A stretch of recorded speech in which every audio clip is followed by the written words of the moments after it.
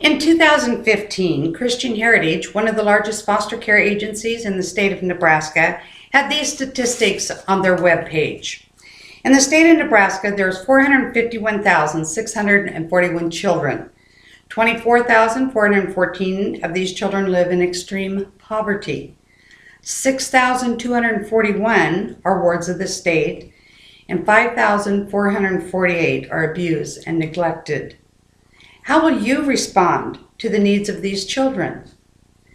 As a foster parent, you're sharing your faith, life, and home to hurting children by providing lasting change, restoration, and rebuild trust while teaching children to love others and themselves to achieve social sustainability in their lives.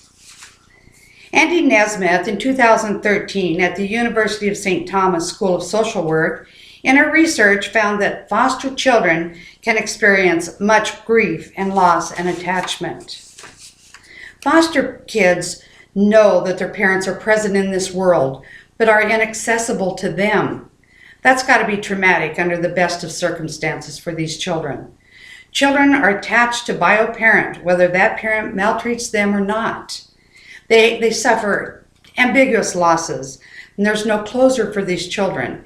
They suffer the loss of their school, their playmates, their friends, their teachers, everything they know in their life. This is taken away from them when they go into foster care. Everything they know is taken away from them. Most foster children feel insecure and have problems with attachment.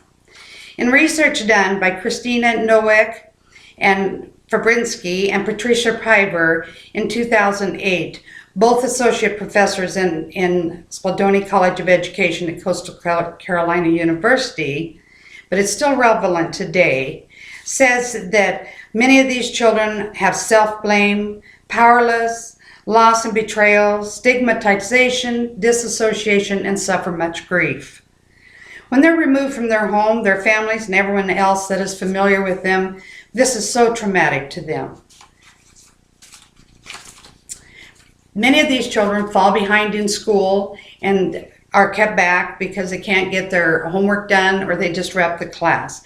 Without somebody to care for them, they have no reason to care what happens to them.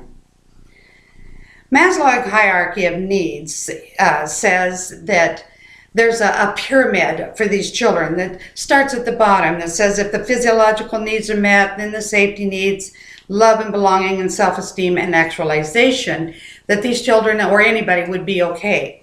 But in foster care, I believe it's almost exactly the opposite. Saul McLeod in 2007 in a Simple Psychology journal noted that progress is often disrupted by life experiences. These children's lives can be very disrupted. And I believe that for children in foster care, that it is absolutely the other way around than what his pyramid says. Because they have to have self-actualization needs. They realize going into a foster care, into a home that cares for them, that they do need personal growth, that they realize they're stuck where they're at in their life. And then when they get reaffirmed of how good they are as a person and who they are as a person, that helps build their self-esteem. They learn to get self-respect for themselves and respect from others. And this, by going through this, then they start to accept who they are, and they'll accept love and belongingness from others around them.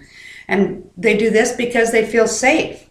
And they can accept, at that point, then they can accept the food and the shelter and everything that is offered to them because they know by this time that they deserve it. There's a story. It's called The Starfish Story. It's by Lauren Easley. I want to share with you. It says, one day a man was walking along the beach when he noticed a boy picking something up and gently throwing it into the ocean. Approaching the boy, he asked, "What are you doing?" The youth replied, "Throwing starfish back into the ocean. The surf is up and the tide is going out, and if I don't throw them back, they'll die." "Son," the man said, "don't you realize there are miles and miles of beach and hundreds of starfish? You can't make a difference." After listening politely, the boy bent down, picked up another starfish, and threw it back into the surf. Then smiled at the man. He said, "I made a difference for that one." You can make a difference in a child's life too. You can be the hope and ambassador for these children. You can help them have stability, feel loved, Have a warm bed and clean sheets, healthy meals. Making a difference is within your reach.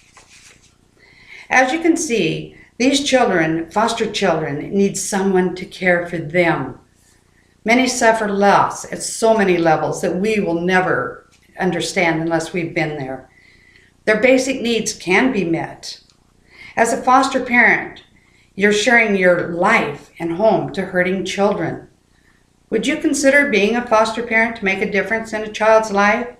It is within your reach.